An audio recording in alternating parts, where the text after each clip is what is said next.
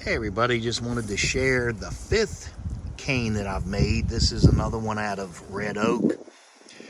Sorry for all the wind. It is blowing a gale out here today. But a couple things I wanted to point out. I left these cracks in here because I'm old. I'm kind of cracked and broken. I like these little marks are made from worms under the bark.